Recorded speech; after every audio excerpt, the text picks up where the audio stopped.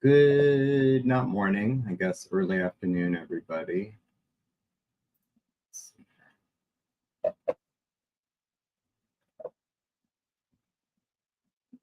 All right. Quick check-in. Sorry, I have not been as active. I don't remember how long it's been since the last stream. Gosh, it's probably been, has it been a month? I think it's been a month. Maybe it's been a month.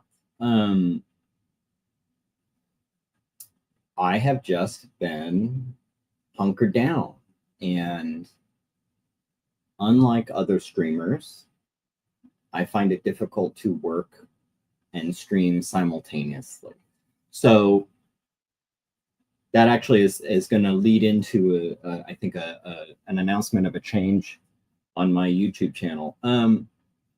Saturdays and Sundays are my most productive days, and in a lot of ways, my most important days drawing, because I have not only open road more or less all day long because it's the weekend.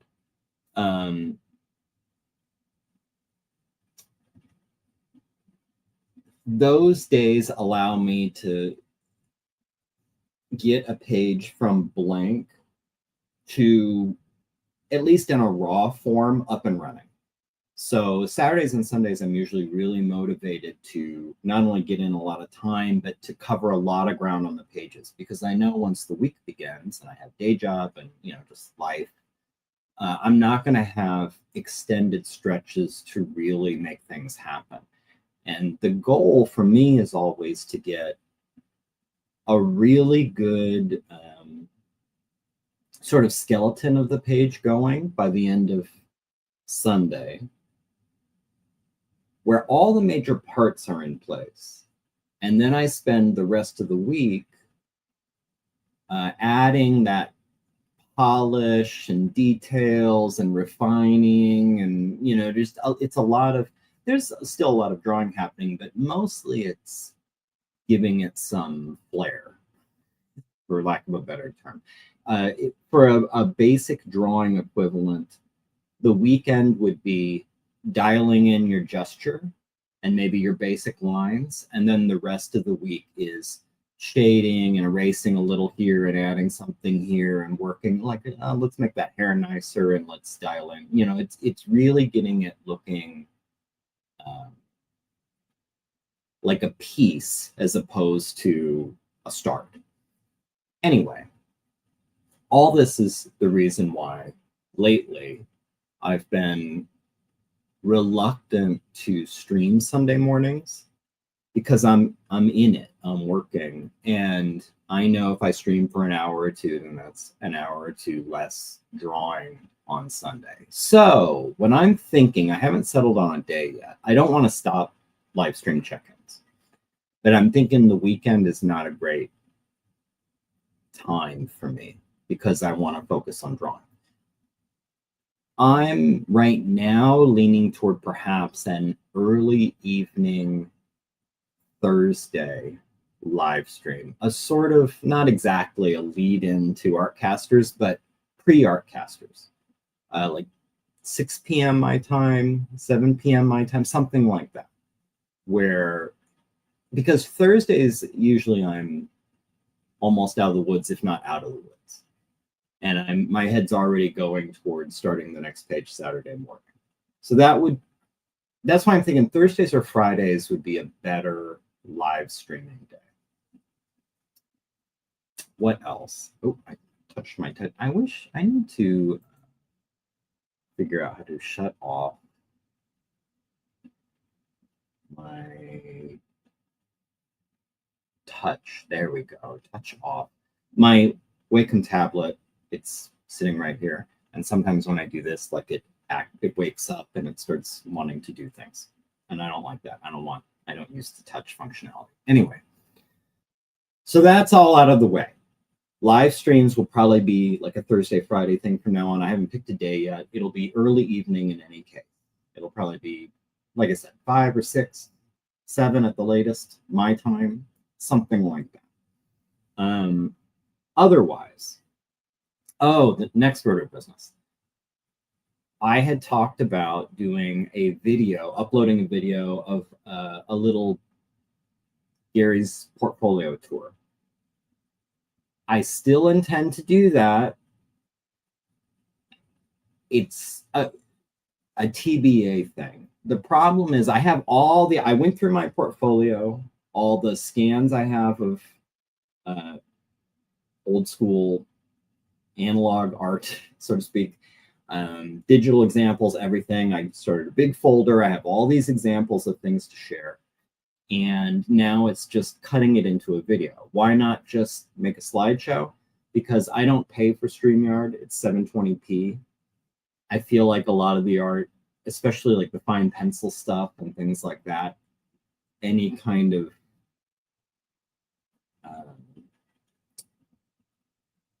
a lot will be lost showing it at 720p. You're not really going to be able to see what I'm showing. So I wanted to make a video and upload it because then it can be any resolution that YouTube allows. But of course, that takes time. That means I have to open up Premiere. I got to pull in all these assets. I got to, decide how long each one's going to show. I got to decide if I'm going to narrate it or if I'm just going to throw in captions, like what these things are. I don't want just a slideshow, like a funerary kind of slideshow that's just going through examples of art and there's no context and you don't know, like, how old was he when he did this, or what is this, or what did he use for that, or whatever. Like, there needs to be some information. That all takes time. Premiere is slow as shit, or at least I am slow as shit in Premiere. So, but I still want to do it, and I've already gathered all the stuff.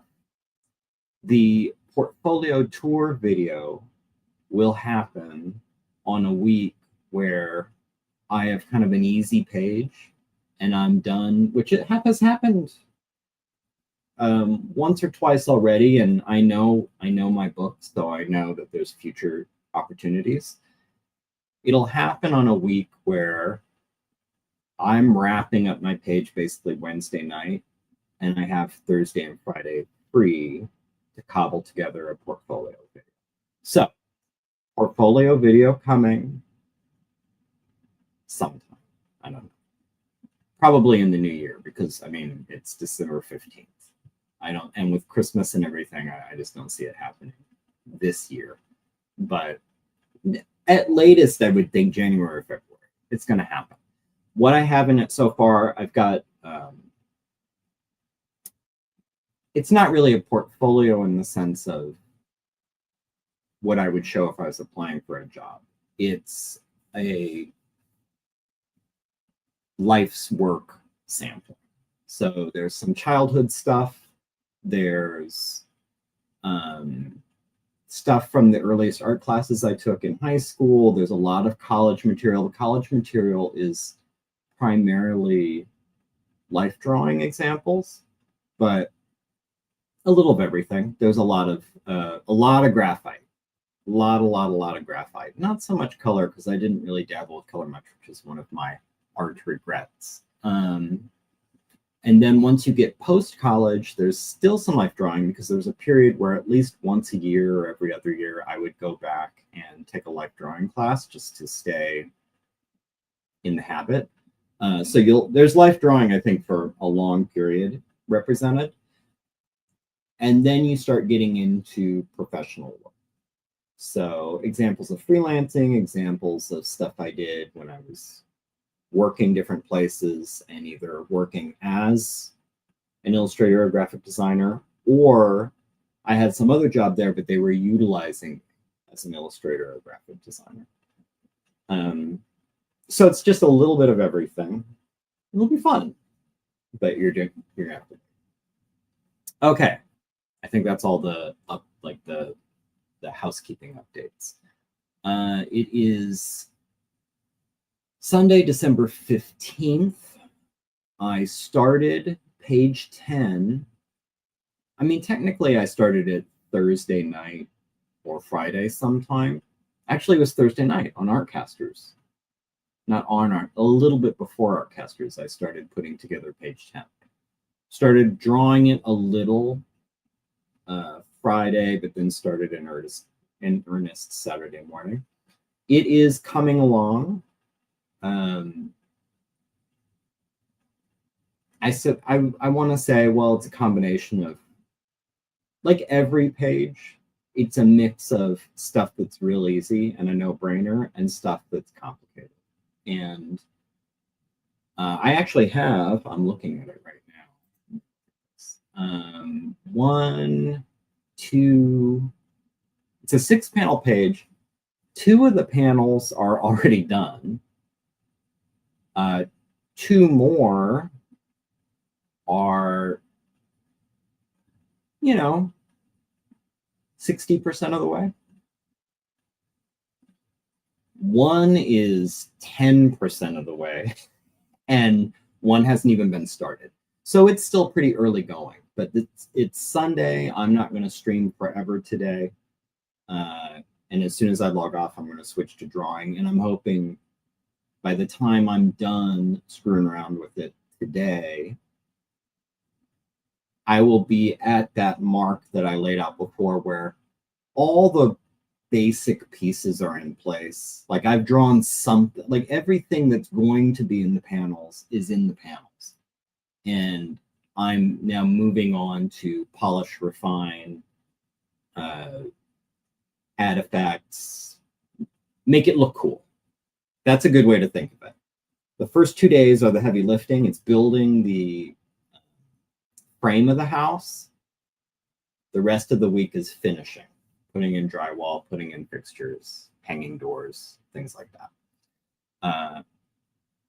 I'm a little behind just because I've had other things going on. Nothing bad, just holiday stuff. So it's possible I won't be where I would like to be by the end of tonight. But worst case, tomorrow I will be where I would want to be. And then I have the week to limp across the finish line. I'm not worried about it. Page 10 compared to what I just finished, which was my first 2-page spread in the book, pages 8 and 9, that was a bear. That was a nightmare. So even though this one's a little bit of a pain and I don't have all the time I would want, it still feels a little bit like a vacation compared to what I just did. But I'm happy with how the 2-page spread turned out. 10 pages. So yeah, I'm pretty much at the 10-page mark. This week, I will have finished the first 10 pages of DvsM 2001. It's crazy to think at the same time that if I was doing normal length comics, I'd be like half done. And I could do 2 or 2.5 comics in a year, probably. As it stands, I need to do the work I've done about 5 more times, which is crazy, kind of crazy. I mean, what's funny is when you say it like that, so I've done 10 pages. I need to do that about 5 more times. The first 10 pages didn't feel too bad, and my energy is still pretty good, and it doesn't feel like I started that long ago. So when I say it like that, just do that 5 more times, it doesn't sound that difficult or grueling. But then when I think what that means, that's, it's going to be shy of a year more drawing. That makes it sound terrible. I prefer thinking of it as just do that 5 more times. That's something that doesn't feel terrible. The idea of, oh, this time next year, I'll probably be waiting for a proof from Comics Wellspring. You want to feel like you're way past that, but no, it's 10 pages. 10 pages is a good start. 10 pages feels good. It's a nice little milestone. It's the beginning of a journey. Actually, speaking of beginning the journey, I want to see what the next few pages are, what I have in store for me. I'm not going to show you, but so, okay, page 10. Okay. This is lucky. This is a Christmas miracle. Next week's page. So the page I'll be starting Saturday morning looks pretty straightforward. So that's nice. It's a Christmas miracle because I'll be tied up with Christmas Eve stuff and Christmas stuff. And I have sort of a softball pitch page to do. That's nice how it worked out. I couldn't have planned that, but I'll take it. What is after that? The one after that's vaguely a pain, but it's it's page 13 that's the next, probably what I would call a difficult page.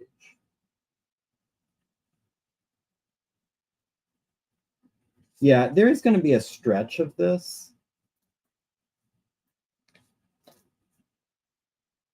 Until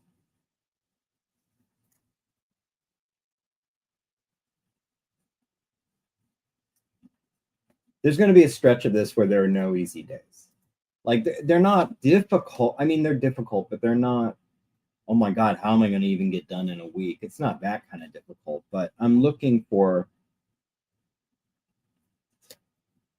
that Christmas week page, and the one after that might be the last sort of easy pages for a while. I'm flipping to see when I get back to easy pages.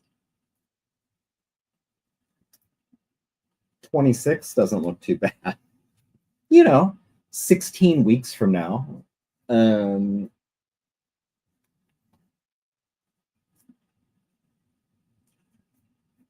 Yeah, and I wrote a story where there's something interesting to look at on almost every page, and that's why it's, oh man, yeah. I shouldn't be doing this. This is going to spoil my morale. I came into this thinking like, yeah, first 10 pages, all right. Let's not look ahead. Let's look at what's immediately in front of me. That's I recommend that to all of us in a long-term project. Don't look at everything ahead. Just look at, what do I have to do tomorrow? What do I have to do tomorrow? And then tomorrow, what do I have to do tomorrow again? And that's what I'm doing. Head down, 10 pages done. But the easy days are going to go away. So I guess the silver lining of that is maybe I should be shooting to try and get that portfolio video done sometime around New Year, because I don't know how many opportunities I'll have for a while after that. It's going to be rough. For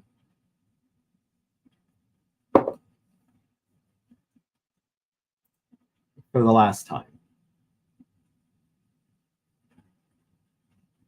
I don't take my shirt off for 20. 40. What else? So if you followed me for a while, every year I draw my own holiday card. I did this year. I think it was Thanksgiving week. Thanksgiving week, I wrapped up a page early and allowed myself 2 or 3 days to grind out a holiday card very fast. I'm happy with it. I mean, I think it looks cool. I'm eager for people to see it, but it was the least amount of time I think I've ever spent on one of the holiday cards, because I just didn't have a lot of time. I don't think it shows. I know it doesn't show, but I tried to come up with something that would be really easy to do. And it was. I was able to pull it together in just a few days. Placed the order on Cyber Monday. Got a estimated delivery date of last Friday, so 2 days ago. I was like, that works. It allows me to get them and address and stamp and get them out, and people will get cards before Christmas. The people will get physical cards, and then I always post it digitally on my Facebook.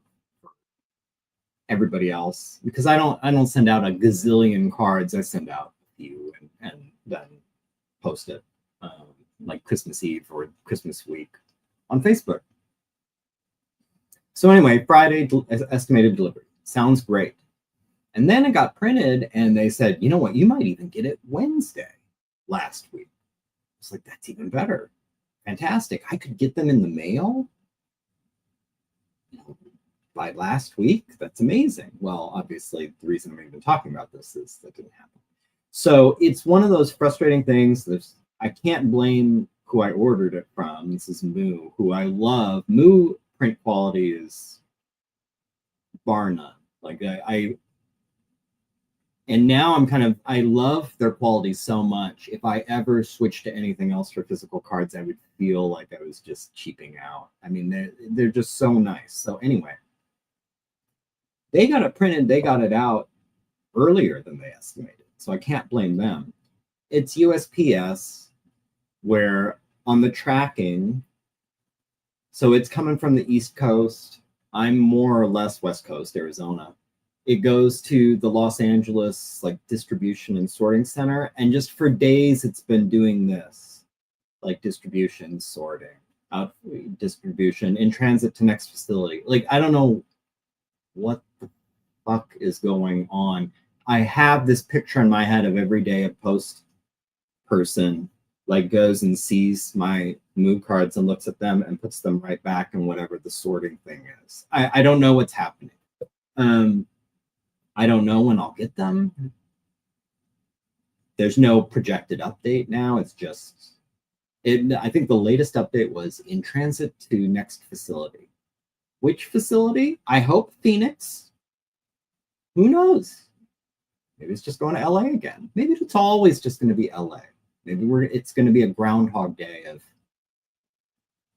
LA distribution center. In any case, whether I have cards or not, whether they ship in a reasonable, like, I would love it if they showed up tomorrow or Tuesday, and I'll just do a one-day turnaround, address them real fast and get them out, and maybe people will get them before Christmas. Like, because I have locally people will, but East Coast, people in the Pacific Northwest, I don't know how long it'll take. As long as they get them before New Year's, who cares? But no matter what, the digital version will get posted on my Facebook probably the Monday before Christmas or something. It's just irritating that I was so motivated. It's like, I'm really busy.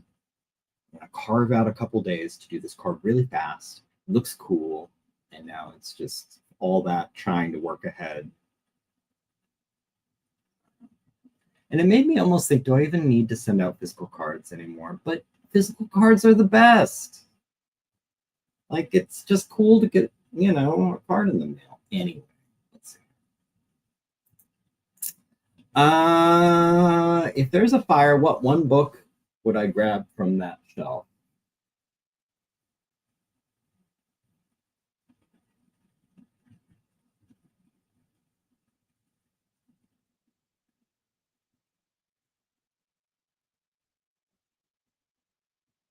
That's hard.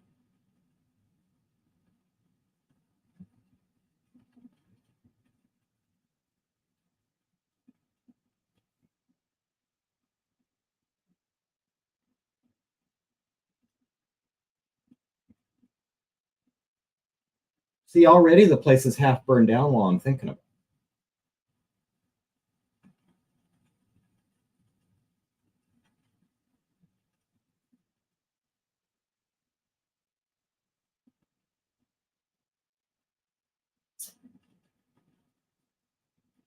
I think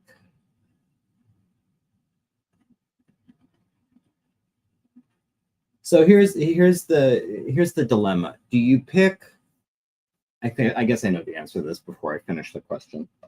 There are books back there that are valuable, Like I have the artist edition of Black Hole, which is probably like a couple $100, you know, or something stupid. I think I've got like an artist edition of Prince Valiant, Hal Foster's Prince Valiant, which is also, it's massive and it's not cheap.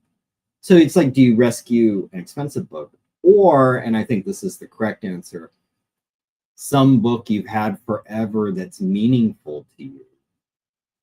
But that's where I get a little stuck, where, I don't know, do I get my original copy of Cosmos? Do I get...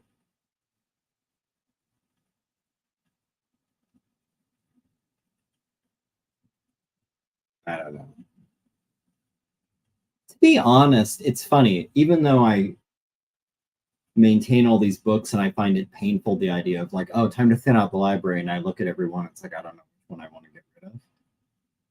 At the end of the day, if I'm saving stuff from a fire, it's probably none of this. I mean, certainly Louis the Cat first. If I still have time after Louis the Cat is outside, in his carrier, of course, you know, you want to save the art portfolio. You like the physical art portfolio. You want to save the photo. I'm old enough where I have photo albums. Probably want to grab photo albums.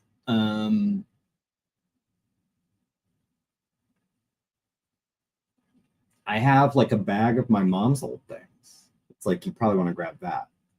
That, like, the books probably wouldn't even rank.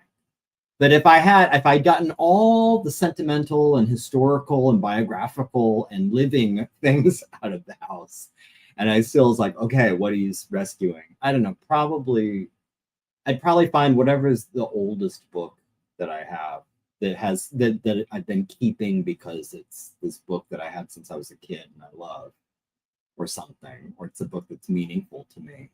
That's probably the one I would grab, and I don't know which one that is. I'd have to look. Could be, I think I have The Hobbit I had when I was a kid. That might be a reprint, or something I repurchased.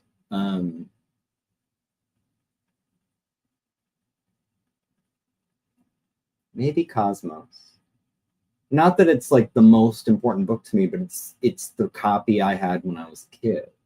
And I can't tell you how bananas I was for Carl Sagan when I was a kid.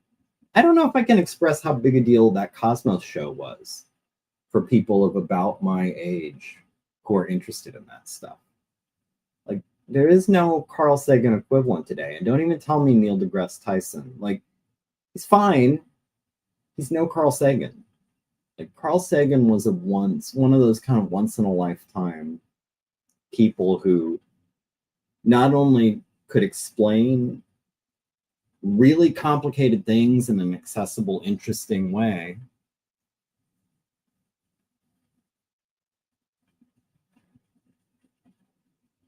this is something, I forgot who I was talking to about this.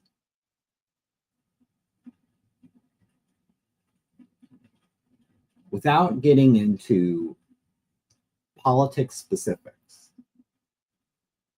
I was talking about this with somebody. I really think a full half of my frustration and despair and disappointment in like current events the past 10 years can be directly traced back to Cosmos and Carl Sagan, because I think I watched that as a kid. And it made me feel like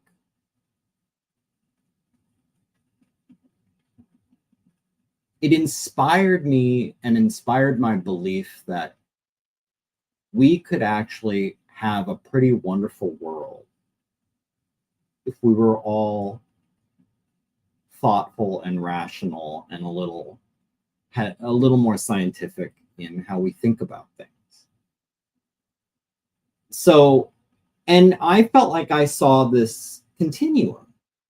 Like, we were all worshiping rocks, and then we was, you know, like, it was Dark Ages, and then the Mid Ages, and then there was the Renaissance, and then there was, you know, and it's like, oh, okay, things are starting, and then like this, you know, mainstream scientific method and things were happening. And it's like, oh, we're getting out of the dark. We're evolving, like spiritually and intellectually and emotionally. We're understanding that, you know, this is the way forward. This is the future. We're seeing the rise of the future, and how amazing will the future be? And then, like, you know, yesterday you read that RFK Jr. wants to revoke the approval of the polio vaccine. For someone who had that kind of reaction to Cosmos, it's heartbreaking. It's really tough. It's really tough.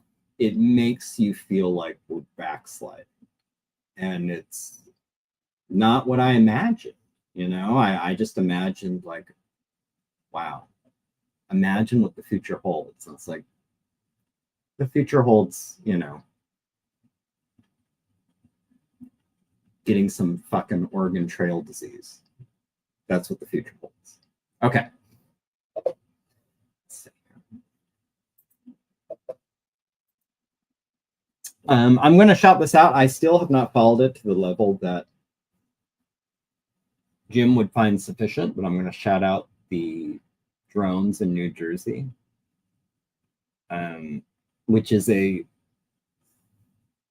persistently weird story that I can't quite make sense of. He and I have talked about it. While I am highly skeptical, all caps underlined, that the government doesn't know what the story is with these, I just find that completely improbable or impossible, especially given like where they are over sensitive places. Things related to infrastructure. I mean, these aren't just like floating over a mall, floating over, you know, dams and power plants and military bases and stuff, apparently. I refuse to believe that the military or the government is like, oh, I don't know, like that. Even though that's the message they're putting out there, give me a break. On the other hand,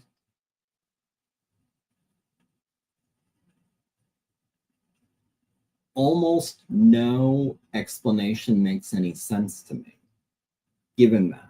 So let's say, for example, it's like government testing drones, okay? Why would they be allowing them to be spotted in such a widespread way? Why are they being so conspicuous about it? If you're trying to keep it quiet, if you're trying to test your new drones, your secret drones, why are you letting every Tom, Dick, and Harry see your secret drones? It doesn't make any sense to me.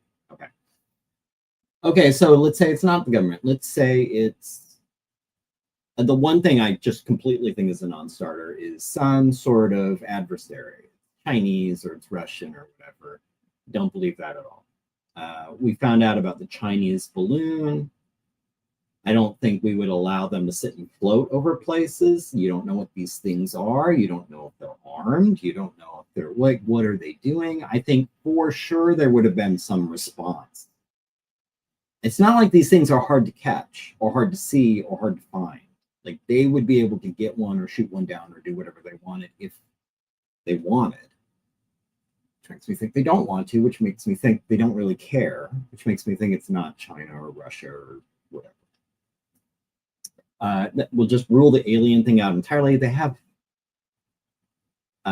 lights on them, like flight lights. You can see them. You can hear the engine. Like that's not an alien. Now I know the UFO community. There are people who believe that things like this and even like black helicopters and stuff are extraterrestrial crafts that morph into something like ours to pass. I'm sorry, that's just a bridge too far to me. Like that's, come on, man. Okay, so that's not a thing. All that you're left with after all that is some sort of organized, like, weird incels doing a drone campaign. And maybe the government, they know what this is, but they don't want to reveal too much because they're trying to find the incel to arrest them. you know, that kind of thing. So they're just like building a case and they're like, oh, I don't know. You know, and this is eventually going to go somewhere. I don't know. What I don't understand, I mean, you could be a social media hero for 48 hours. If you had a drone and you went to wherever this is and you flew yours up and you took a picture from 6 feet away, or better yet, take one for the team and kamikaze your drone into that drone and see exactly what it is when it falls to the ground. I don't understand why. It's one of these things. It's like, why is this a mystery? Why don't we have answers? It makes me think that someone has answers. They just don't want to talk about it. And that's what I'm trying to piece together is why don't we want to talk about it? Is it because there's a criminal case pending? Is it because it's a top secret thing? Is it what's happening? Let's see here. One theory is they are sniffing out nuclear materials. I don't. Over dams? Over. Oh, like the idea is there's a dirty bomb planted and they're looking for it. Again, I would expect more of a response. And why would you need a lot of drones if you had that capability? And again, a lot of these theories, the thing we talked about, why would you have the lights on? Why would you allow yourself to be spotted? Like there are quiet drones. You don't have to turn the lights on. If you're the government, okay, and you're trying to find, you have a rumor. You've heard a rumor, you have some intelligence, there's a dirty bomb planted somewhere. And you don't want to, let's play along. You don't want to alarm the public. So many conspiracies hinge on, you don't want the public to freak out. So you don't want to freak out the public. But you have some ideas of where a hypothetical dirty bomb could be, so you want to go sniff it out. First of all, you're failing in the let's keep it quiet slot, because now everyone sees your drones. And second, why do you need multiple? Why can't you just? What can 8 drones do better than 1? And they're all in the same area. I don't understand. None of it makes sense. I still think if I had to bet, and I'm not saying I'm confident this is it, and I wouldn't put real money on it, but if I had to, I would say this is some stupid Reddit fucking thing with people with too much time on their hands. It's like, let's go out with our fleet of drones and fly over places and get some press for internet reasons. Like, it's just stupid.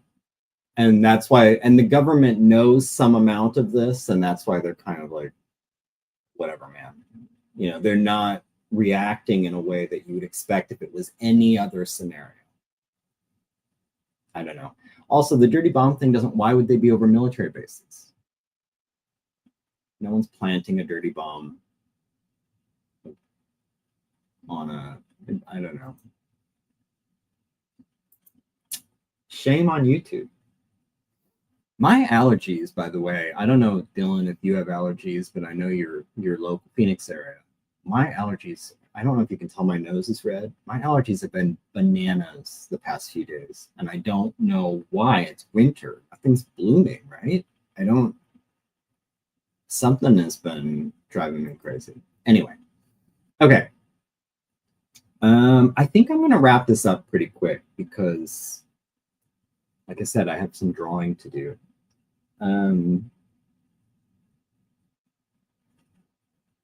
This is a high dialogue page, at least a few of the panels.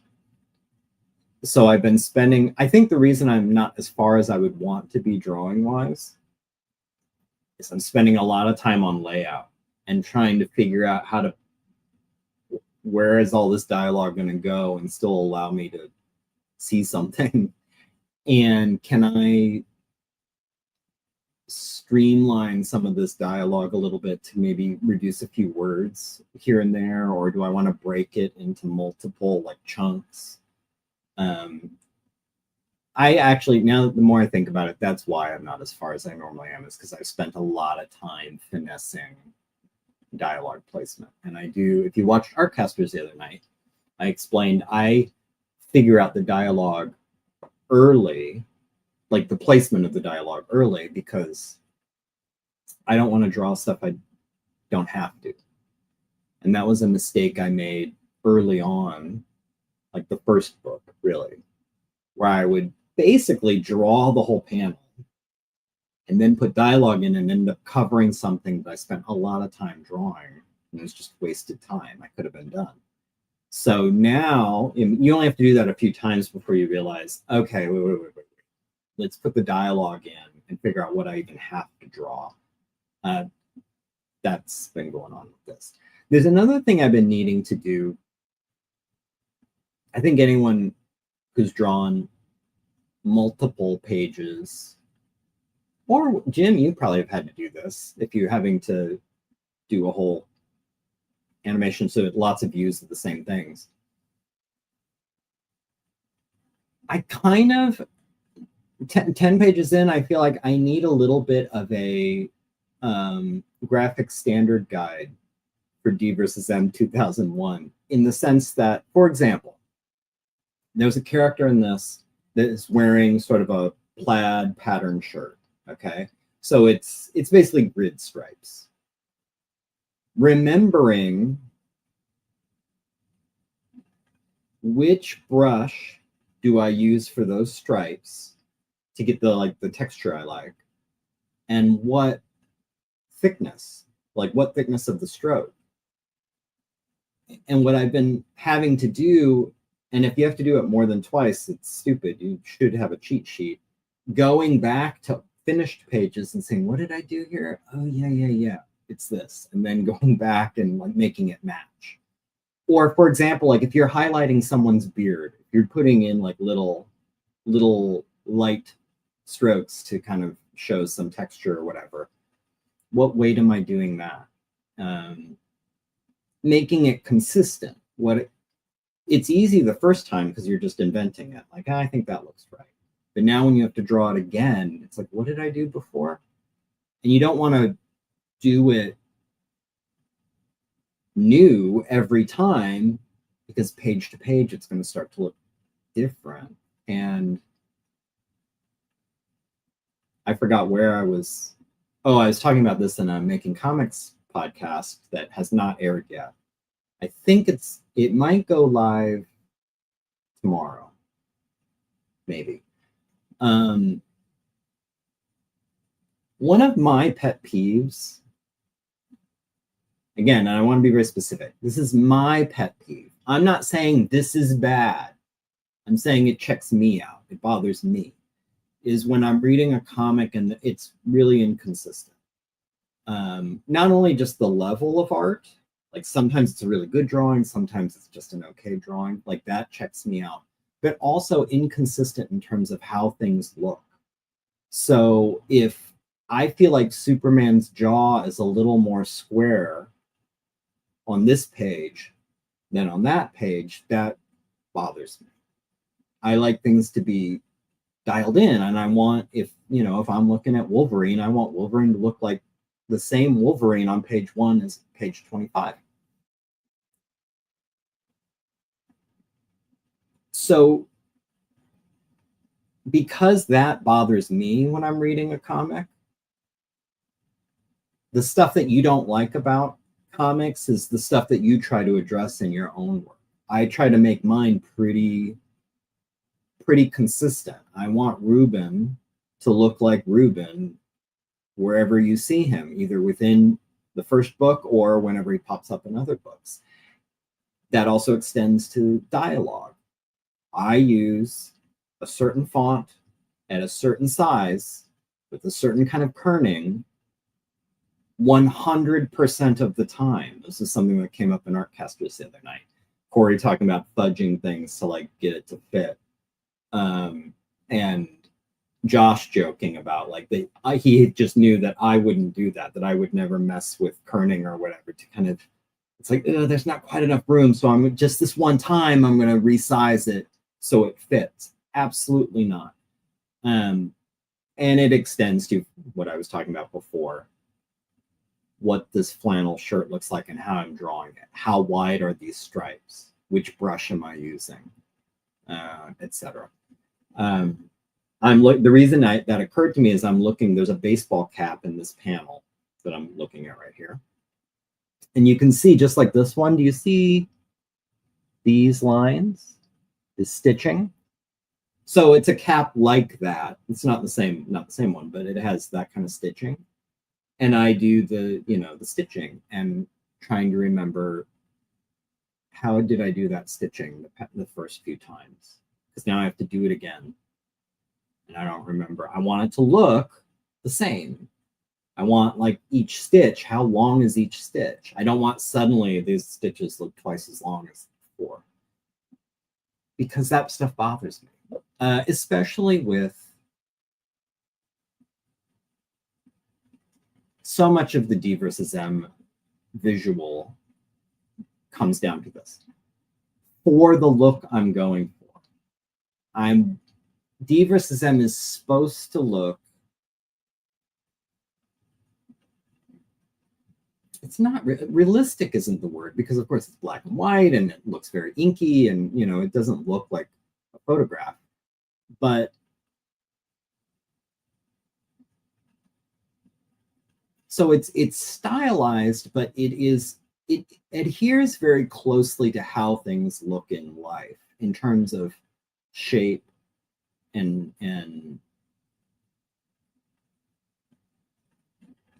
I don't know how to describe it, the metrics of it. How big is someone's hand in relation to their face? How tall are they? How, what does the stitching on their cap look like? Like that stuff, while it's portrayed in a stylized way, it goes back to something accurate, something real, something that you could picture as a real place or a real thing or a real person. It's why I use photo reference for DvsM. It came up in Artcasters the other night. Jim was joking about some artist I don't know, saying like, "Oh, you don't draw from your imagination anymore. You use photos." Because of what I'm trying to do. Like, it's a silly, you could just as easily go to Hanna-Barbera and say like, you guys don't draw from photos anymore. You don't draw from real life anymore. That's not what they're going for. I'm going for a level of vivid reality within the confines of a stylish black and white book. And so that's part of how you get there. And the thought has always been, because the pretense is I'm illustrating true stories. So you want it to look semi-realistic. It's why, like, if Unsolved Mysteries does a reenactment, they don't do it as a cartoon. They cast, because it's that same philosophy. It's like, no, you want to make it look sort of real. That also, I've always felt, if the people look like people, if the cars look like cars, if the shotguns look like shotguns, if the houses look like houses, then when you see an alien that looks pretty realistic, or a dinosaur that looks pretty realistic, or a dismembered person that looks pretty realistic, or blood on the ground that looks like it, I've lulled you into this feeling of, I'm seeing kind of real things. And then you see something that isn't real, but it looks real and it's right next to real things. And it doesn't look like Jar Jar. It doesn't look like Roger Rabbit. It doesn't look like a cartoon next to a real thing. It looks like it could be real too. And that just has a different flavor. It has a different, I think you have a different reaction to it. So this all is in the big category of dialing shit in, getting it tight, getting it specific. there aren't a lot of something like this drawings in DvsM. It's always very, what kind of tree do I want behind them? How many leaves does it have? Like, it's really making this like this. I want you to feel like this is real within the confines of black and white, stylized, noirish, whatever. Let's look at the chat. Let's see here. Yeah, this is, yeah. Let's see.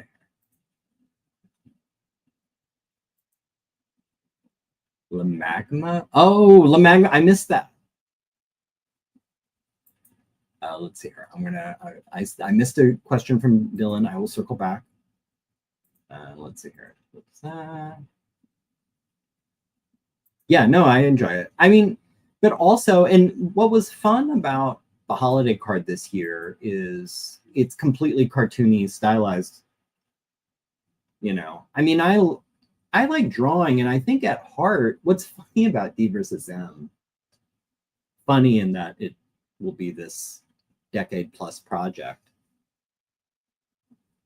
It's much closer to my day job kind of drawing in that it's concerned with accuracy than how I would draw for fun, which is weird because in theory, like DvsM is for fun. And it is fun. I mean, honestly, I get a lot of joy and enjoyment out of it. It's just something I've just said from the beginning. I feel, and it's not in a way that I can articulate rationally. I think DvsM looks how DvsM needs to look. It has, how a comic looks is part of the storytelling. And I remember when I was first thinking up DvsM and trying to decide, like, what should it look like? How should I draw it? I had toyed with some very stylized, more classically cartoony approaches. And I just very quickly realized this isn't right. This isn't right for the story I'm trying to tell. And like I said, I can at the edges of it try to explain why, and I don't even know if I could ever get there. I think it's just a thing that I feel like, no, this is how it has to look, and I don't know why. I don't even know, like, why was Ruben a Vietnam vet? Why are the aliens responding the way they do to dinosaurs? Why does DvsM look the way it looks? I don't know. It kind of goes in the category of that expression about, if you really, really, really want to understand how a frog works, you need to dissect it, but you're going to kill the frog in the process. Like, that's kind of how I feel about really trying to, like, why with DvsM? I don't know, and I don't know if there's any value in me really trying to figure it out. And potentially there is a downside to me figuring it out. I just trust the process. It's such a cliche. I just trust the process. Okay, let's find Dylan's question. Let's see here.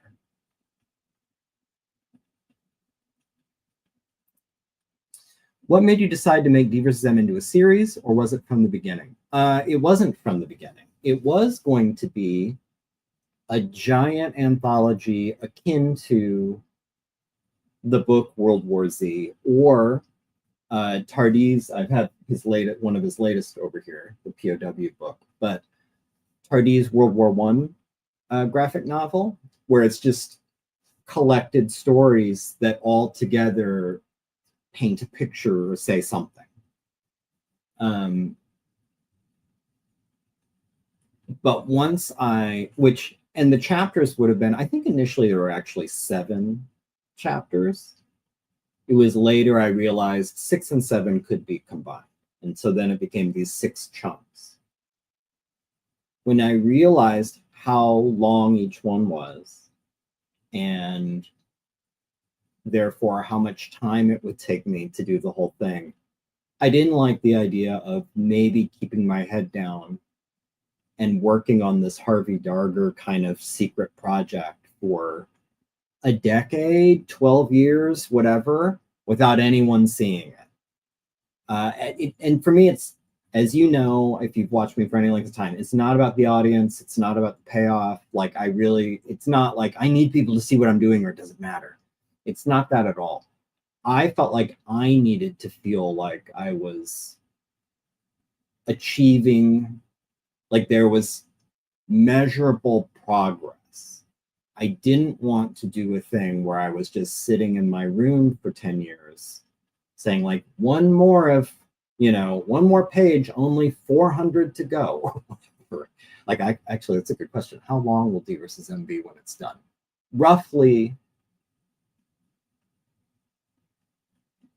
300 pages, probably. So I didn't want to just sit and keep my head down and do 300 pages privately and just watch a pile grow and just watch a folder take up more and more space on my hard drive for 10 years. I wanted to feel like as I was climbing this mountain, I've reached a part where I can have a granola bar. I've reached another part where I can have a drink of water. I've reached, like, I needed that for me. So that's when I was like, okay, well, I'll just, each of these sections in this anthology, that will be a comic. And I did briefly consider maybe each one, because they're long, could be 2 comics. And when you look at the DvsM, especially the early ones I wrote, you could see where it could be broken out. So for example, because I was allowing for that possibility. So the first one, DvsM 75, Ruben and George going to a house in Wilcox. I had written it in a way where I could release this as them in the car talking about life as a man in black, arriving at the house and seeing that inexplicably there's a saucer still in the backyard, that apparently the aliens are still there, which is almost never happened. And that's shocking. That would have been the end of issue 1. Issue 2 would have been them going into the house and the rest of the story. When you look at the Jenny story, DvsM 97, the second comic, I thought, well, this is 60 pages. This could be 3 books. So we could do Jenny incarcerated, starting to tell her story. Just when the story starts to get a little wild, there was a part in it that I was like, this is where you could do, okay, DvsM 1997 part 1, end. Open up with the rest of what she sees in the canyon to conclusion and her finishing her story and the person not buying it, end of 2, and then the third, the conclusion to all that. Like I had broken them out. It's like, maybe I'll just want to release these more often. And then I thought, I'm not doing that. Why would I do that? I'm not Marvel. I'm not DC. I don't need a book on stands. Like I'm going to release graphic novels. So I focused on, I'm going to do each chunk all in one go. And eventually we'll have the 6 books. And then someday they will all be combined into a fat DvsM book, which was the original vision. So good question. Let's see here.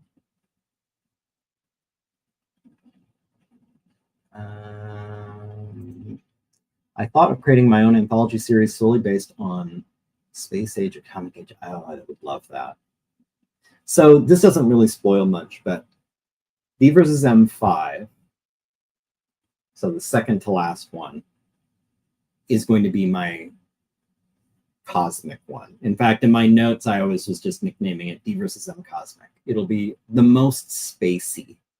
Like at that point, we will have seen a lot of human stuff, a lot of dinosaur stuff, a lot of aliens on Earth stuff. And I wanted to do at least one where we're now like going high altitude and getting a sense of like, all we're seeing is one little corner of whatever's going on Earth. We don't have a sense of what it means or who are these aliens or what was the vision that George had in 75, or like,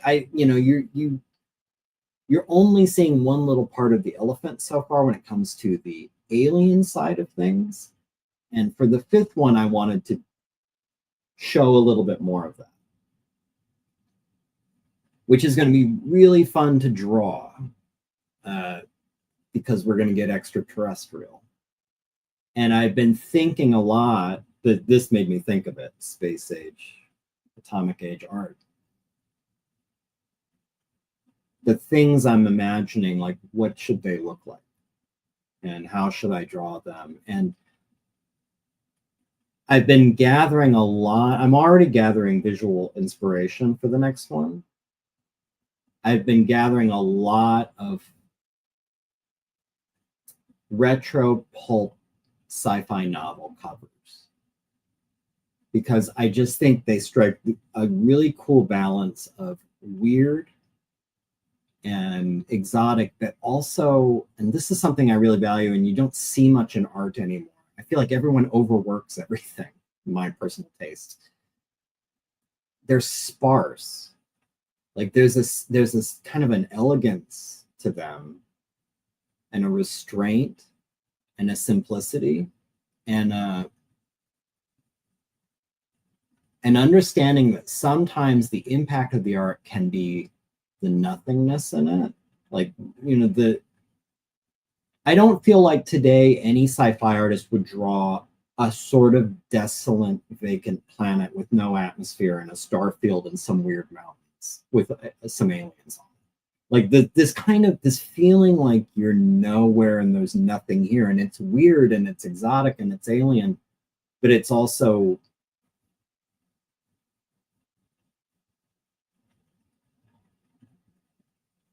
kind of an uninhabited unknown. There's this just the space of space, I feel like, is not communicated anymore in sci-fi. I think sci-fi art tries to find more ways to crowd space, to add, you know, weird like Hubble images in the background, and let's get like weird gas clouds, and let's have a debris field, and we're on the surface of a crazy planet with like a storm raging underneath. Like, it's like, how can we make it more visually over the top? And that's cool. But I kind of like in the 50s and 60s when space, and 40s, when space was depicted as a lot of nothing. And when you did find something, it was just weird, that kind of void of life.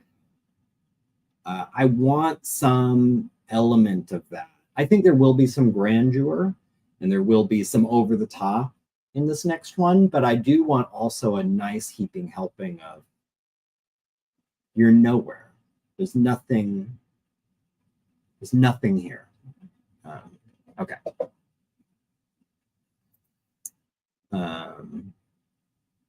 Thank you. Yes. Yeah, no, I do hope someday to have all the DvsM stuff in one book that you can buy. Now that's still a ways off. Oh yeah, you saw that I got your answer. It would be, so this one will be done about this time next year. And I'm in about a 2-year turnaround with these. So this one comes out 2025. The space, you know, cosmic one comes out 27-ish. Right now, it's like I would like to get the finale, so to speak, out in 2029. I will say, though, just for the record,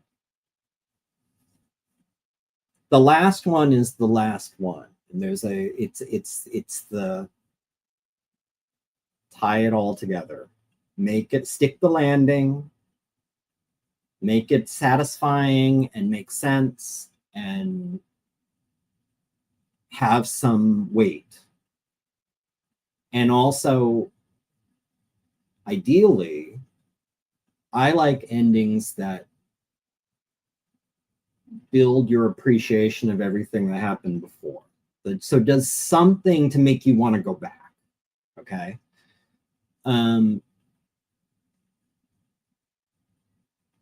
That all said, I will be spending more time getting the script exactly right for the last one than probably any of the others. I'm not going to feel rushed on the script. I'm going to sit and work it and revise it and think about it and chew on it and whatever for as long as I think I need to get to a point where it's like, this is a worthy conclusion to this whole saga. So, and I never am, but I'm not going to be beholden to like, yeah, but 2 years. Like I'm indie. One of the perks of indie is like it comes out when it comes out. So I would like to get it out in 2029. If I decide to spend 6 months writing instead of 3 or whatever, and it bumps to 2030, well, it's a nice round number, whatever. So anyway, years away. It's only once that comes out that I would go back and say, all right, DvsM Omnibus, all put together. That will be expensive as F to print, but ideally that's at the point where I'm shopping it. My little boy indie comic creator dream is to get Fantagraphics to put it out. For 2 reasons. I think, and I don't think that's a crazy dream. Here's what. First of all, I think it'll be this sounds like a half, not really a, it'll be something. Like the 6 books together, I think will be something with merit. Okay. I think what I have so far has merit, but I think once everyone sees the whole vision, I think they'll be like, this was a crazy thing that this guy did, and it's pretty cool.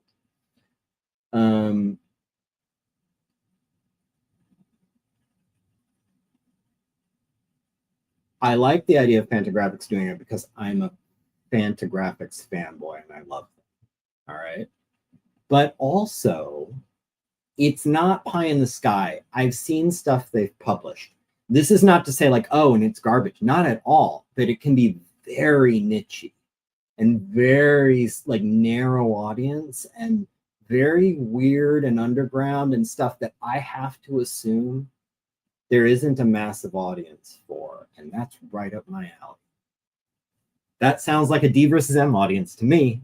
So anyway, I think I could maybe get them interested. I think they put out stuff that makes me think like, no, that's not a crazy dream. A crazy dream is like it gets optioned by HBO and they do a mini series like Last of Us or something. That's a crazy dream.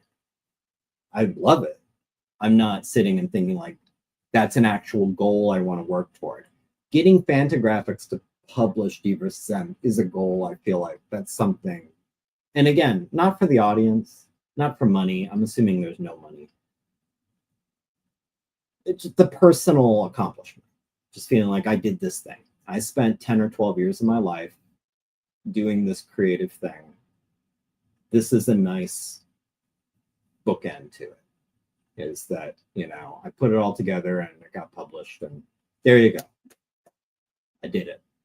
And now I can go do something else. Let's see. How much room do you give yourself for happy accidents and actually drawing the stories? Plenty, as long within it takes me a week to do a page confines. So I don't want to come up with a new idea that's going to push me outside that. I don't want to change my timeline. I could, again, I'm indie. It can come out whenever it comes out. I just feel like it's psychologically a slippery slope.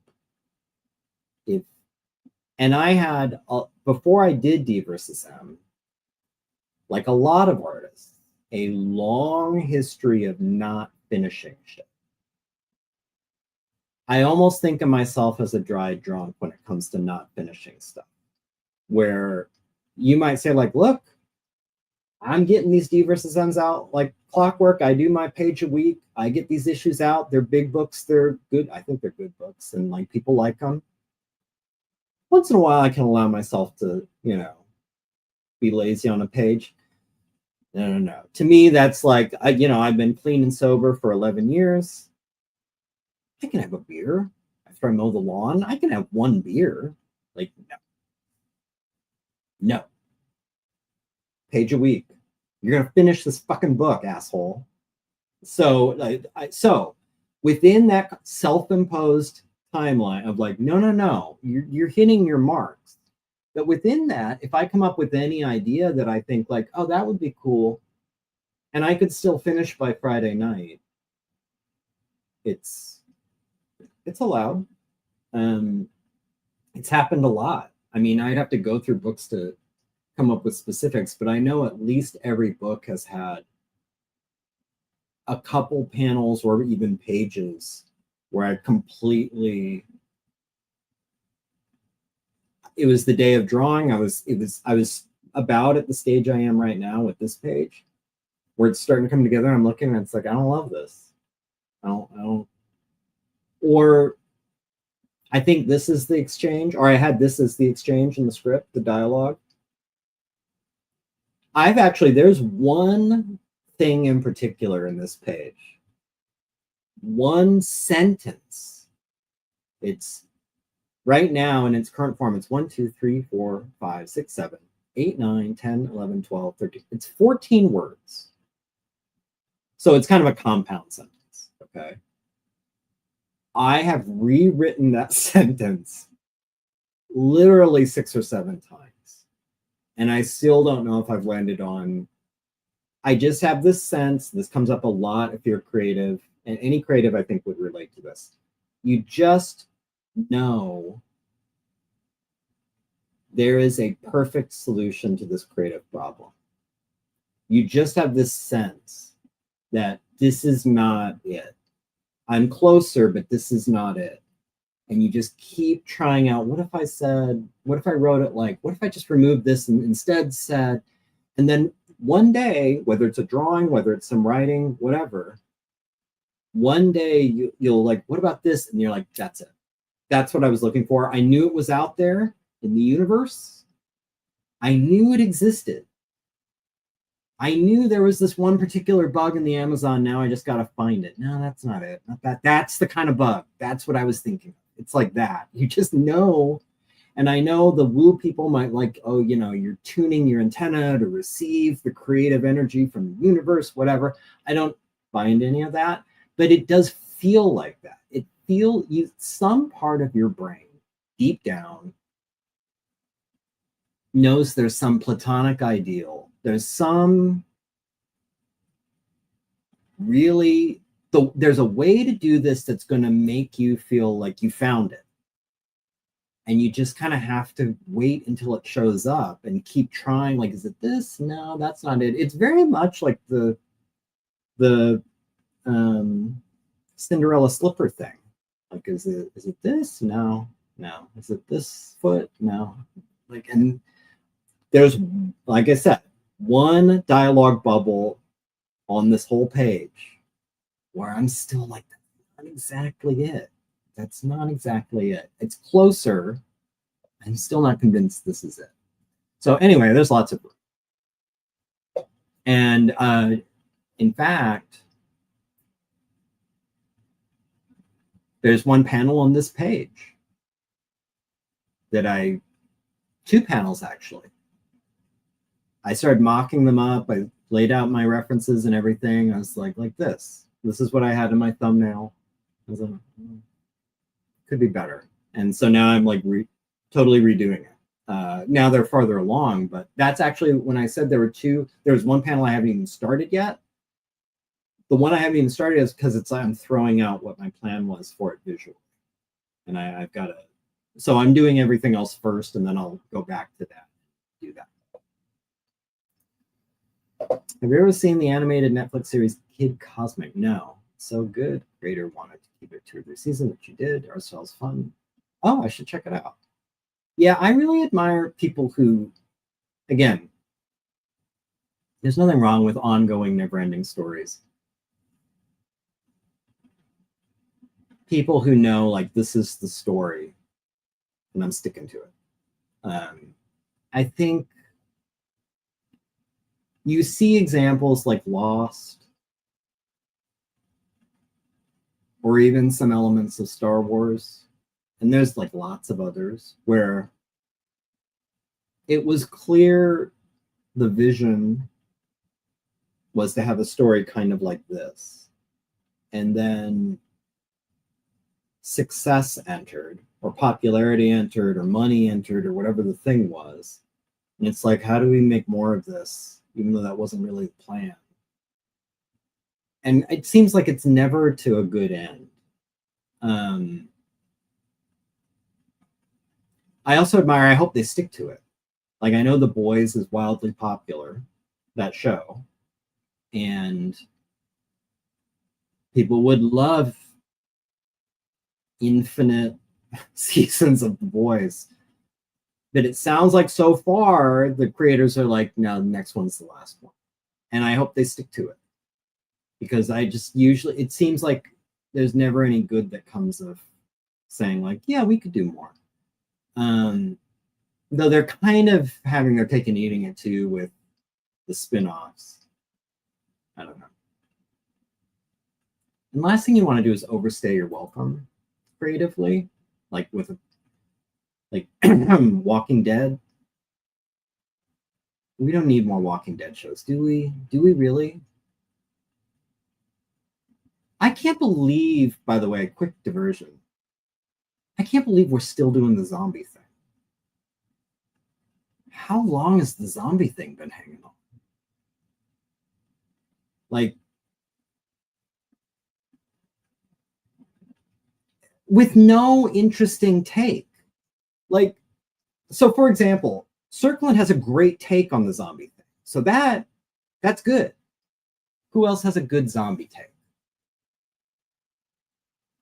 I like the Zoms guy, who I don't even know if he's still working. I can't remember his name, but the little stuffed, these like cutesy zombies. Okay. But like the Walking Dead kind of zombie and the Walking Dead kind of show. I mean, how long have we been doing this? I can't believe that this is still like the survivalism zombie gore thing. I don't know. I don't understand. Anyway, let's see.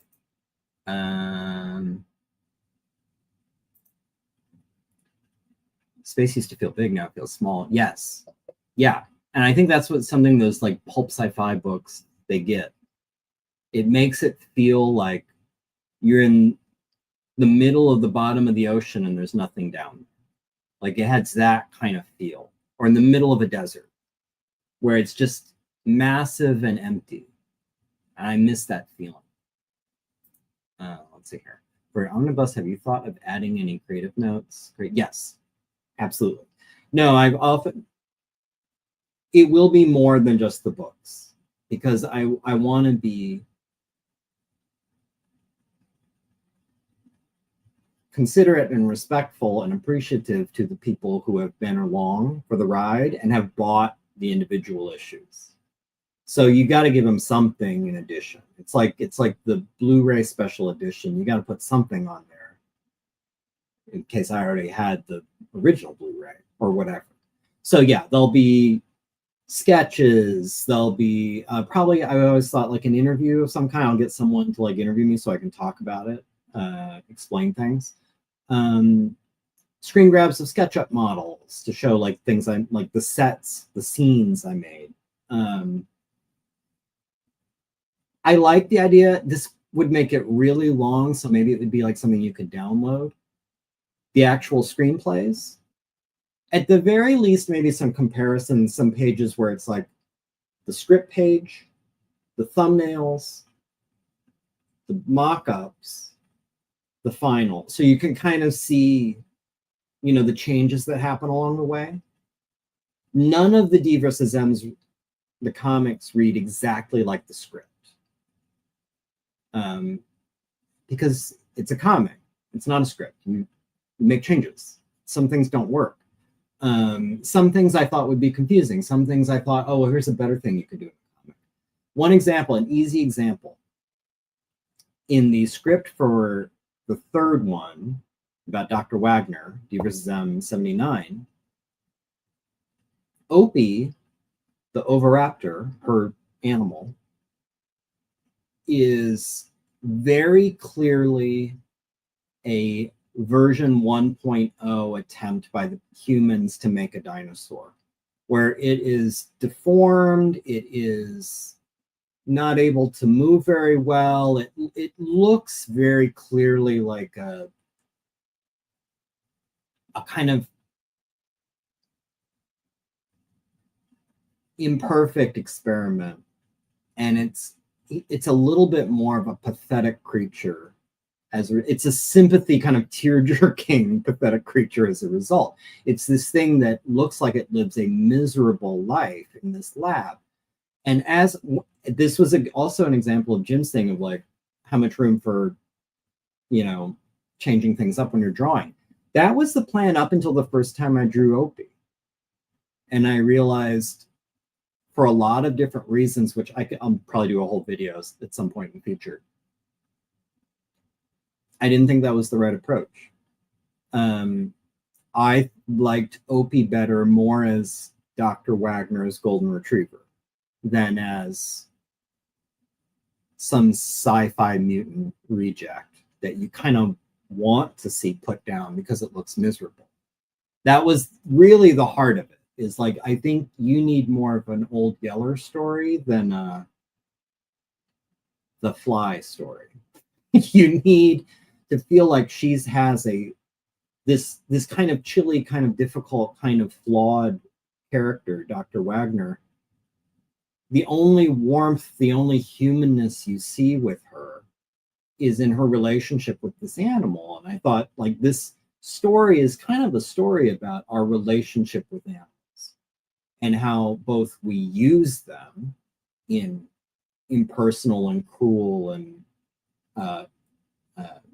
unsettling ways, but also our relationship with animals can bring out the best in us. And I think Dr. Wagner doesn't have a lot of good qualities.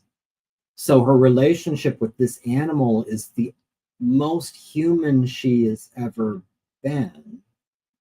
And that creates the drama element in that story, where she's being asked to do difficult things with this animal. And this message of like, if you do this, are you basically just saying sayonara to the last little bit of warmth or soul or humanity you have? Like, what are you going to do? Where's your line? Dr. Wagner is trying to decide, I think, in that story, where's your line? And how it resolves, I think, is complicated. I don't know if she gets full credit. It's a little like being stranded on a desert island and saying, like, you know what, though? I've never cheated on my wife. Like, it's this kind of like, okay, you sort of did the right thing, but you had options closed off to do the wrong thing. So are you good? I don't know. Anyway, that gets into DvsM 1979 book club. Let's see here. That's classified. There is reasoning, and I'm not ready to talk about that yet. There is significance. Some of it is story significance. Some of it is personal significance. Some of it's like somewhere in between. All will become clearer as it goes on. I will tell you this, though, just for people who are going to stick with this. The biggest things about DvsM, the biggest questions will be answered at least in some form by the end. But not every question, because there is going to be some element in DvsM. This doesn't spoil anything, it's just sort of preparing you. A thread of DvsM is the mystery. That you're experiencing this thing, and you're never going to get satisfying. Here's a great analogy, okay? Everyone remembers the Twilight Zone with the gremlin on the wing.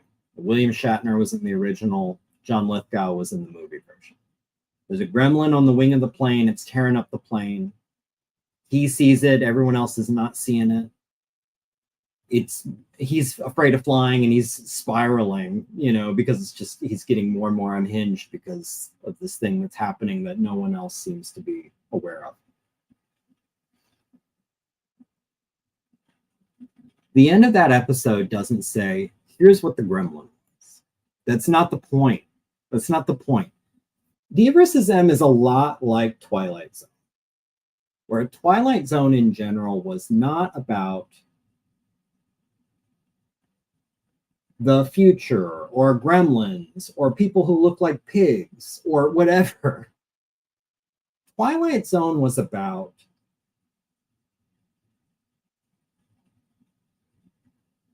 an extraordinary situation.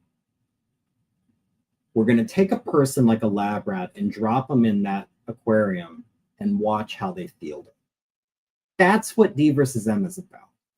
So if you're in DvsM because you want at some point like a canon analysis, you know, the history of the Greys, the history of the reptilians, the history of, you know, like that's never going to happen because it's not the point. The point is to say something, just like Twilight Zone, to say something about people. The point is to use this story to tell stories about people that would be hard to tell otherwise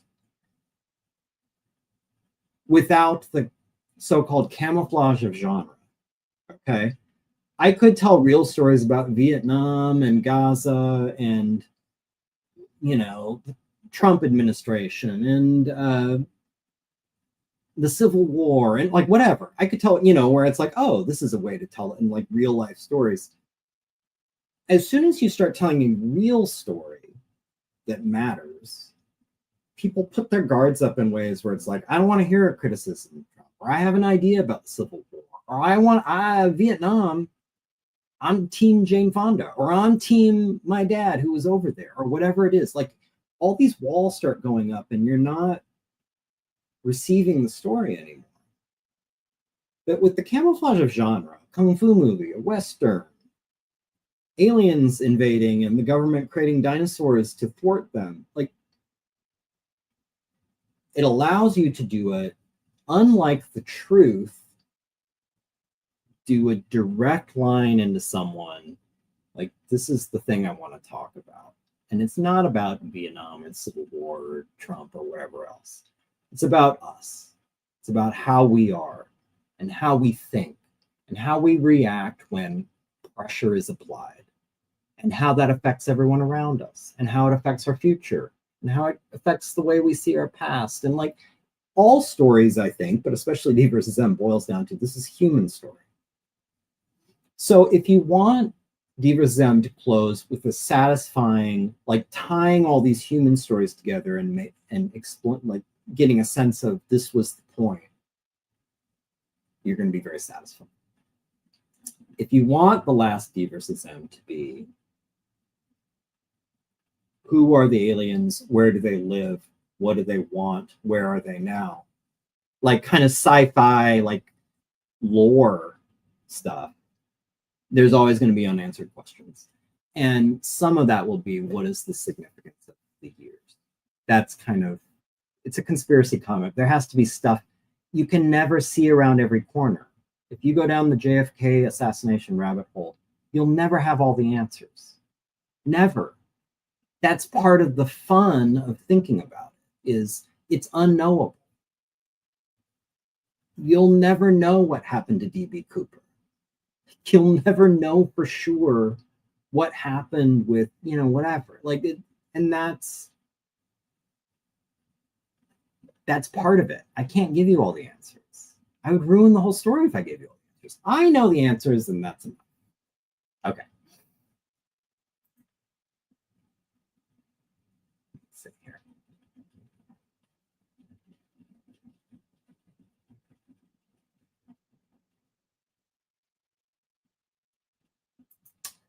I'm more open to zombie stories with the zombies being voodoo zombies. Yeah, that would be a good reboot, is to get back to classic zombie folklore. It's frankly, Christmas Day, I'm going to go see Robert Eggers's Nosferatu. And I am so pumped. First of all, because I love Robert Eggers. Second of all, because I love Nosferatu. But third, and most of all, and to this point, Eggers is, I think, we're birds of a feather. He's very much in like the wonky details, historical details. And his approach to Nosferatu, he has said or this vampire in Nosferatu, he has said in interviews is, let's see an actual folk vampire as people would have imagined it in like the 1700s or whatever. Not Bela Lugosi, not Gary Oldman, not Max Schreck from Nosferatu. But if you were a pre-industrial person in Europe and someone said vampire to you, how would you understand that? What is the picture you would have in your head? And I am all about it. And I think that's a great way to get away from like sexy True Blood vampires or whatever. You know, it's like, can we reboot?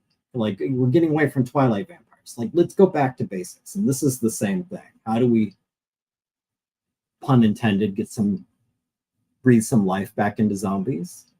I think you either need a spin, like an interesting approach, like Scott Serkland's, or like go back to basics.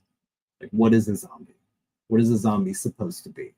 Like, we're like, let's get back to a Haitian zombie story. That could be cool. Let's see here. Yes. Yeah, I want it to be like a, you know,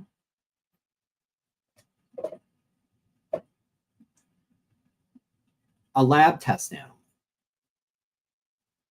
The original version was like, what if you were someone who tests drugs on a rabbit or a dog in a lab, test chemicals, whatever. Sometimes bad results, sometimes good results. So this animal is like, had a shitty life. And you've kind of befriended it and developed an affection for it. That was the original version of Opie. And it was too confusing, narratively. Also, what was confusing is I picked an oviraptor, which is not a dinosaur that a lot of people know. It's an unusual looking dinosaur, and I worried that people wouldn't. If I made a deformed oviraptor, would people even recognize it as deformed? Like, they don't even know what this thing is supposed to look like. That was another concern. It's like, I'm asking a lot of the reader, and I'm muddying the water with this idea of like pathetic Opie. Let's clean this up. Let's streamline this. Opie there is suggestions that he's not healthy, that there's like maybe a special diet he has to have, that maybe there's like, you know, he couldn't live on his own. He couldn't live on his own outside of the lab, but he's pretty good. He's not bad. And he's more or less well taken care of. So,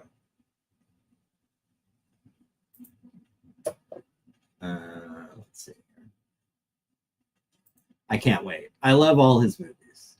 Lighthouse, The Witch, The Northman. He's great. And ever since I heard that he wanted Nosferatu, I was like, please let him do Nosferatu. Like, he's perfect. He's perfect for it. The early buzz is great.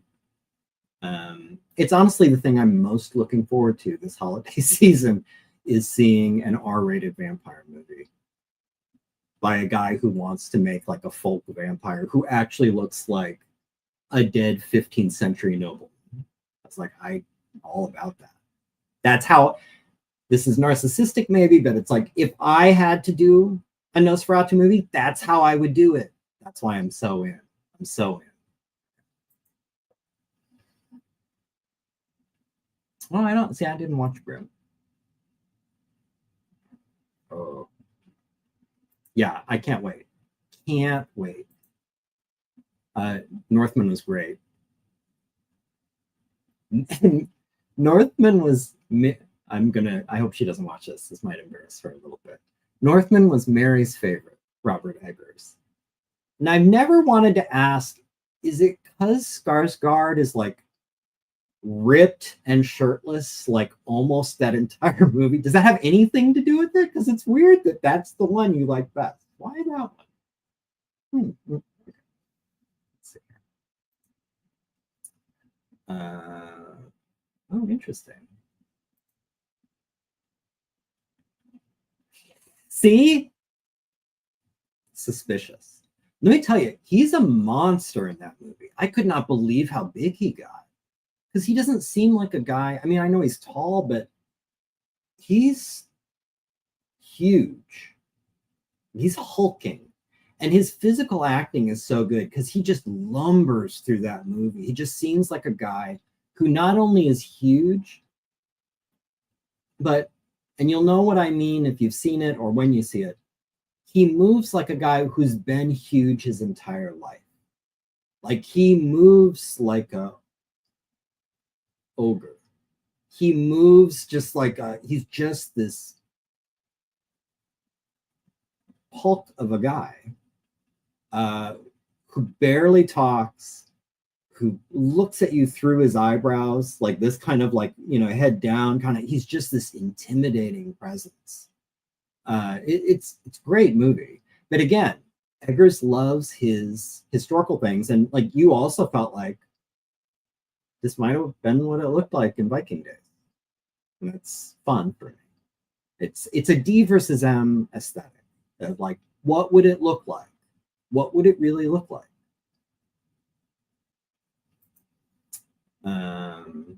Yeah. Again, I'm not getting shirtless. Let's see. Yeah, I did not see live action Tarzan. I myself, you do you. I myself am not motivated to see any kind of Skarsgård shirtless movie.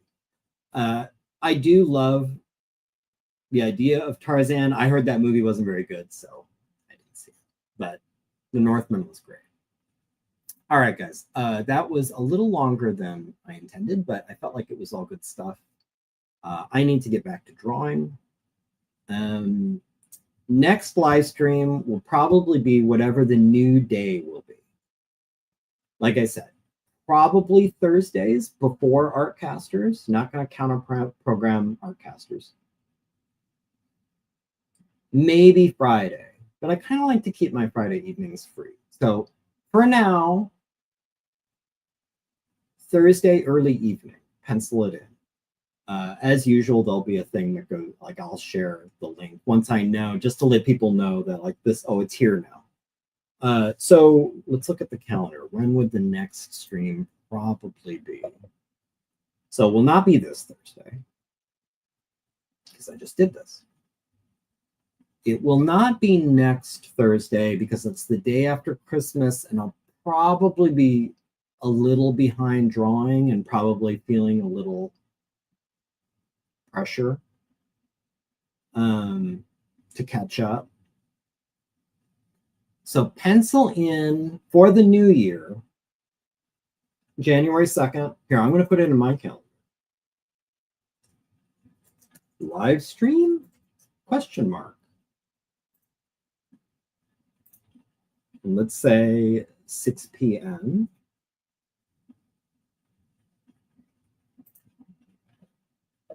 So possible 6 p.m. my time, Arizona time, live stream. 2 weeks from Thursday. So about a week and a half, or 2.5 weeks from now. She'll be here before you know it. Christmas is going to just make that time slip right by. So January 2nd, 6 p.m. my time. For reference, it's 1:42 my time right now. So wherever you are. Evening live stream. That will be the new day slot. Just so it's not biting into my drawing time too much. I think that's it. Any last words before I bail? Any comments, questions, thoughts?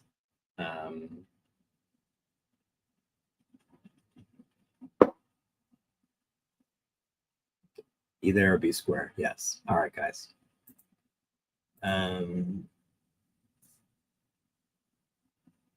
Yeah, I think that's it. I like how the comics come in together. I like how it looks.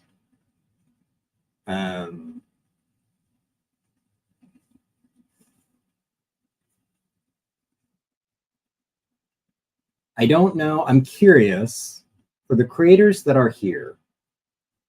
Let me know if you experience this. This feels weird to say, but it's true. And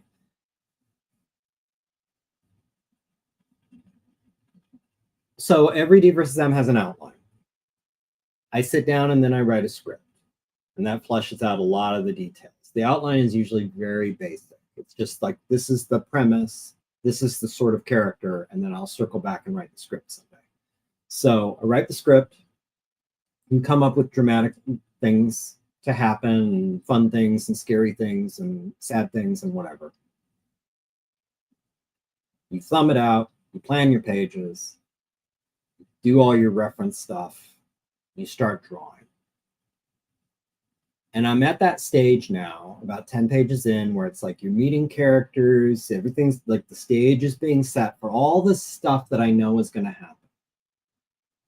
And I actually have to confess, a little bit of an emotional reaction to seeing these characters and knowing the journey ahead of them, knowing what I'm going to put them through. There is something about that that is affecting to me. And while on one hand that might sound weird to say about your own work, it's like I feel for these characters, what they're going to go through, my own characters. On the other hand, I have always felt like the audience you're writing for, or should be writing for, is yourself. I know a lot of people will quibble with this, and they'll, but I feel like if you're writing for any audience other than yourself,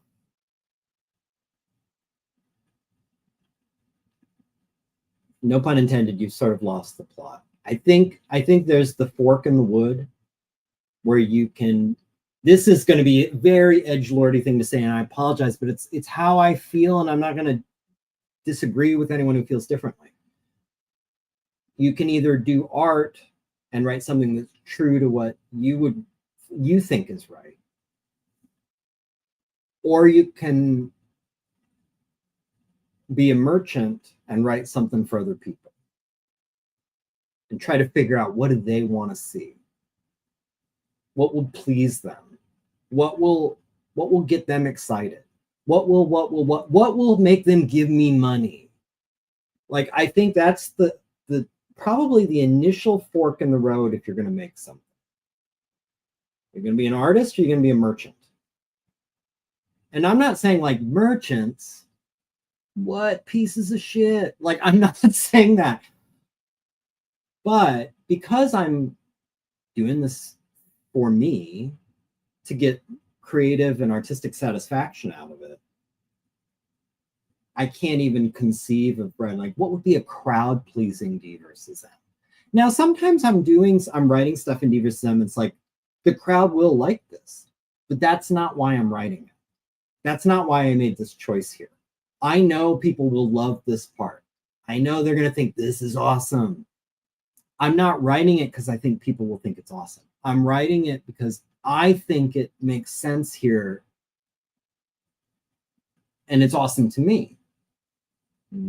People will also probably think it's awesome, but that's beside the point. Do you get that distinction? Anyway, the point is, I'm at that point 10 pages in where I'm seeing these characters. It's almost like seeing home movies of someone that you knew died overseas in the war or something, where you just think like, oh, But they don't even know. They don't even know what's next for them. Like, and I'm having that reaction to my own, I don't know. Does anyone else who does storytelling, have you ever had that experience? But okay. Dino Ferratu. I'm also that weekend, that Christmas weekend, the weekend after Christmas, I'm also super hyped to see A Complete Unknown, the Bob Dylan movie with Timothy Chalamet. Like, so that I was a toss up. Which do I want to see Christmas Day? I am more hyped for Nosferatu, but I also really want to see the Bob Dylan. So I've been saying Bob Ferratu for a while. It's the new Barbenheimer. Bob Ferratu. See both those movies. Dylan, thanks for coming by. See you. Let's see here. Thank you, Jim. I have Substack, and I just haven't done anything with it. I don't know, maybe someday. It's hard. I mean, again, that's just time to write content. It's time I should be drawing. So Substack might be something I'm more active with between drawing comics. So it'd be like an off drawing season activity. If it's not, what are you doing? Again, what are you in it for? Here's another potential hot take. People who aren't satisfying their own creative impulses and instead are trying to please a crowd, those are the people you see posting sad stories on threads or something about my engagement's dropping. And you can tell they're really affected by this. Like, this is really, it has them concerned. You know what concerns me? A panel not looking as good as I want it to. You know what concerns a merchant? What's my engagement? Like, I don't even understand. I mean, I appreciate what I'm after is different from other people. Some people are trying to make a living. Some people are trying to make something professionally happen.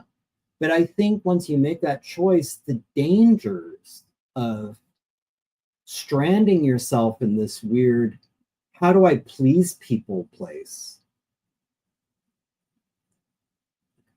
I really, really believe no good art can come out of that energy of how do I please people.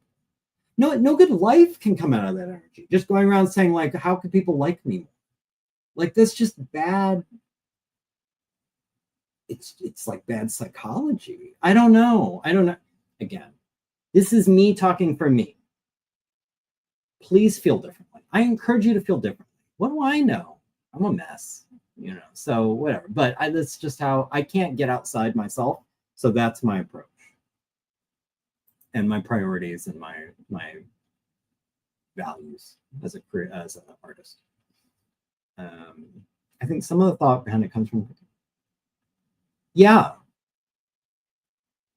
I've always felt that about when people say, when you tell people you do something, whatever it is, you have an Etsy shop, you draw a comic, you make music, whatever your thing is, okay? When people ask the question, oh, like, how much do you make money off that? Or is the goal, like, would you ever quit your day job to do that? To me, that is internalized and sort of toxic capitalism or consumerism, where anything you spend your time doing has to be through the lens of, does this turn a profit? Give me the bottom line on what you're doing. How are you handling your taxes with the thing you're doing? Like, and they don't even realize they're doing it. That's how bad it is. That's how pervasive it is. That everything is in that context. Like, do you have an agent? Like, what the fuck are you talking about, man? Like, you don't realize how you are the fish in the ocean being asked, how's the water? And it's like, what's water? Like, you've internalized it. And I think, again, if you're doing art, there has to be some recognition of like, there be dragons here. You don't want to steer too far into that, or else I don't know what you're doing anymore. And that's where, again, you get lost in like, what's my subscriber count? That's not a question an artist asks. It's a question, you know, the New York Times asks, or Hulu. I don't. Again, you do you. That is antithetical to what I do here. Okay? Not in my lab necessarily, but just here.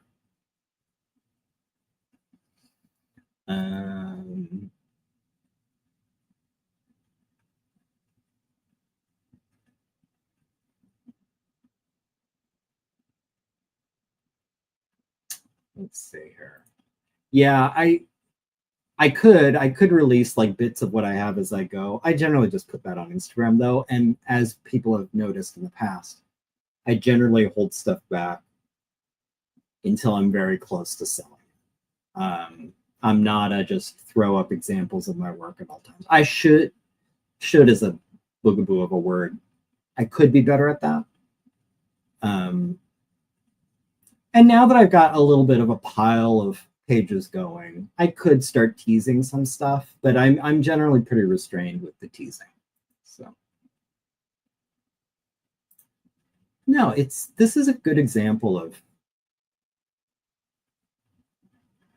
the internet and everything and social media and all this bullshit has not done anything to help you. Something I was talking about on my Facebook, how people who say like, I'm off Twitter, I'm done with Twitter, I'm done with X, whatever, I'm on Blue Sky now, to me is big. I'm sober, I quit drinking, all I do now is weed energy, where it's like, sober, this is improvement for you? You just laterally shifted. What the fuck difference does it make? How about, what if, or you could get off the hamster wheel entirely? What about that? Just throwing it out there. What if you just didn't do it?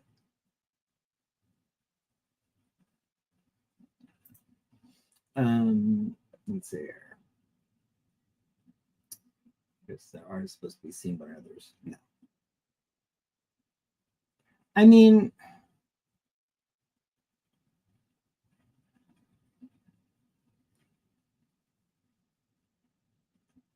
I'm a mixed feelings of that. Art is meant to be seen by others in the same sense that language is meant to be to communicate with someone else. You know what I mean? Art is a language, I think. It's an expression.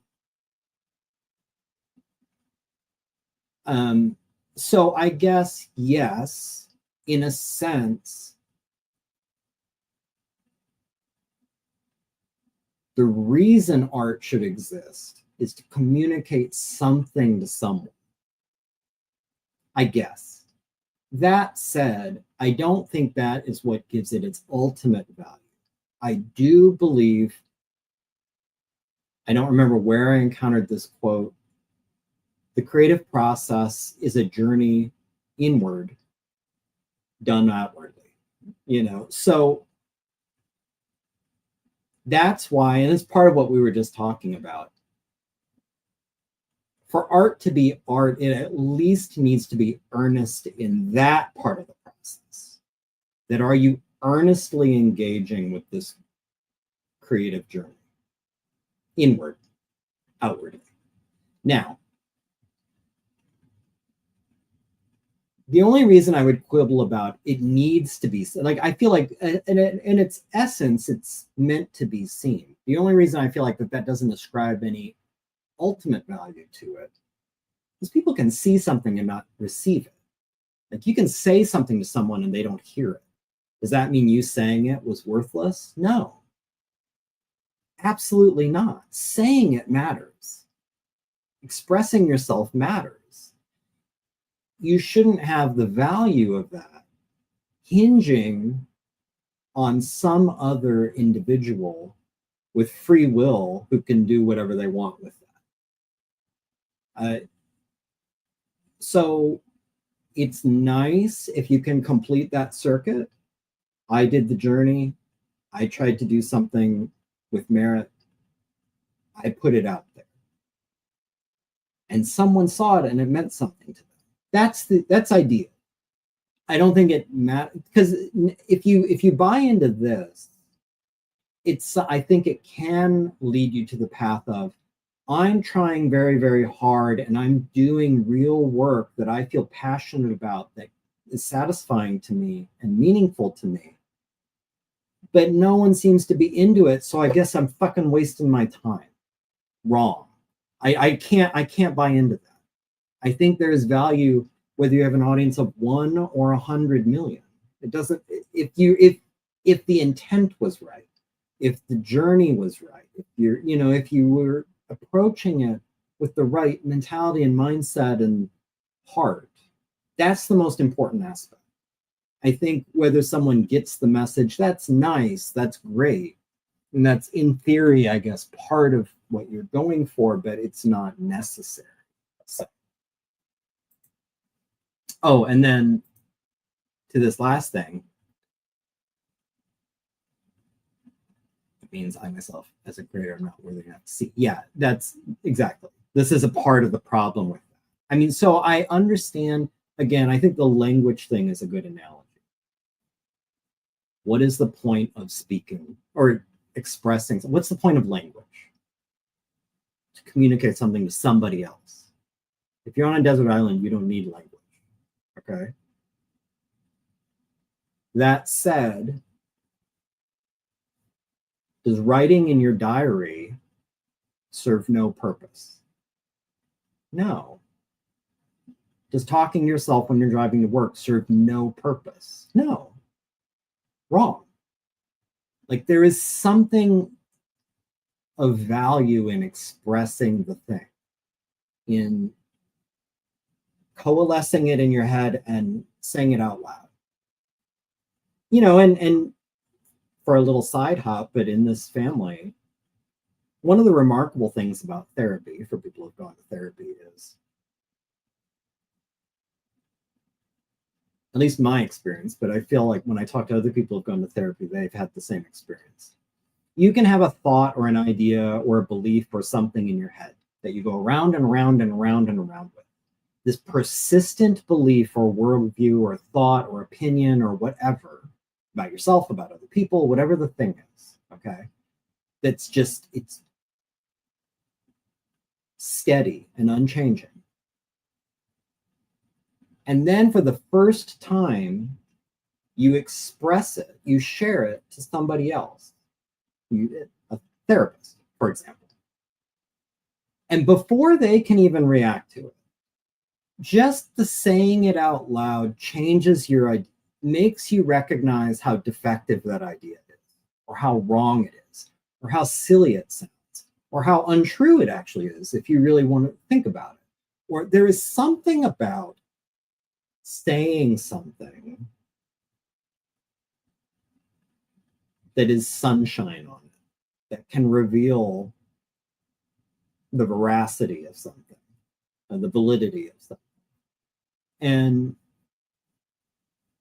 sometimes it's like, wow, that's actually, now that I say it out loud, I can't believe how real that is, and I can't believe I haven't talked about it. Or you say it out loud and you're like, that sounds dumb, doesn't it? That's dumb. That's clearly not true.